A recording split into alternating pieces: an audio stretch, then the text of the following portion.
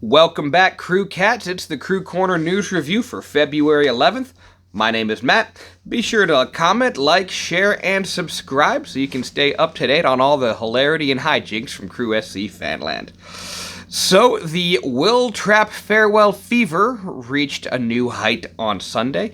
The former midfielder for Columbus Crew took out a full-page ad in last Sunday's dispatch to say goodbye to the club, and as well as thank them, the fans, and to his family. A full-page ad in the Columbus Dispatch to say goodbye. You guys can go ahead and call me a cynic on this one. For someone who's not retiring, this is the longest goodbye I have ever seen between a club and a player in any sport. You know, most of the time when someone is traded or dealt away from the team or is leaving the club in any way, you know, there's an announcement on the day it comes out. The club says their tearful goodbyes. The player says his tearful goodbyes. And, you know, one or 2 days later, he's having his introductory press conference with the new club. This is about a week and a half after the trade went down, and everyone is still saying their goodbyes. And I cannot shake the feeling that everyone is just going out of their way to make very clear that, like, hey guys, just so y'all know, there's no hard feelings amongst us. It's all good. And something just does not smell right to me on this one. You know, Porter comes out, 4 days after the trade and says, it was mutual, which I actually do agree with. I do think it was mutual. But I mean, you just look at the abruptness of the trade combined with what I still think is a hilariously low fee, and now combined with this extra long goodbye, it doesn't strike me as a win-win kind of mutual decision. It strikes me more of a, yeah, this isn't gonna work out, is it? Kind of mutual decision. So, like, what do you guys think? Does something seem wrong with this whole saga? Or is there really that much mutual respect between the player and the front office, and I am just looking way, way too much into this? I'm actually genuinely interested on the observations of the rest of Crew SC Fanland on this one, because just to me, something is not adding up. And I could be completely out of my mind, but just something is not adding up on it. In other news, the 2020 jerseys are out. Still no sponsor. And I'm actually okay with that. I actually think it looks pretty good without a sponsor on it, which is good because it doesn't appear we are going to have a sponsor for this season. And a lot of people kind of find that embarrassing. I mean, it's a billboard. At the end of the day, it's a billboard. The jersey's a billboard. And when you don't have any nationally televised games scheduled, it's just a less attractive billboard. There's not really anything we the fans can do about that one. But it's not all, doom and gloom.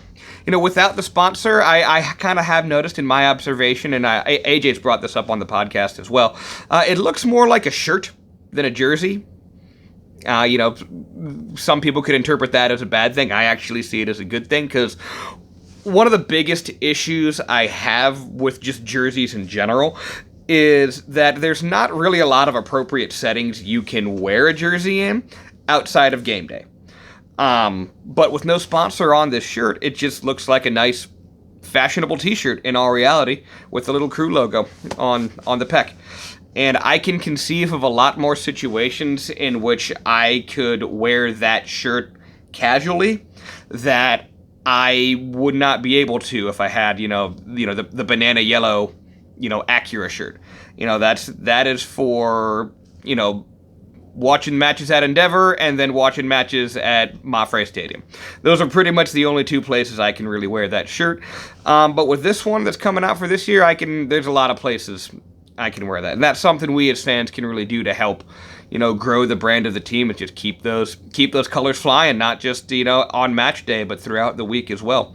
If we're going to really entrench ourselves into the city, any level of brand exposure from the fans, especially from the diehards in the Nordic, that's only going to be positive. And finally, a new episode of the Crew Corner podcast is coming out this week, and we will finally be putting together our all-time starting 11. So, if you could, I am asking everyone to please leave in the comments to go ahead and leave your crew all-time starting 11. I've had a lot of fun, looking over this and putting it together, and it's hard. I gotta tell you, man, with the 25 years, it is hard. I've been throwing this question around to my peers in my peer circle for a while now, and really the only consensus we've all kind of settled on is Chad Marshall. He's the only one everyone is straight up saying, yeah, he absolutely belongs in the all-time 11.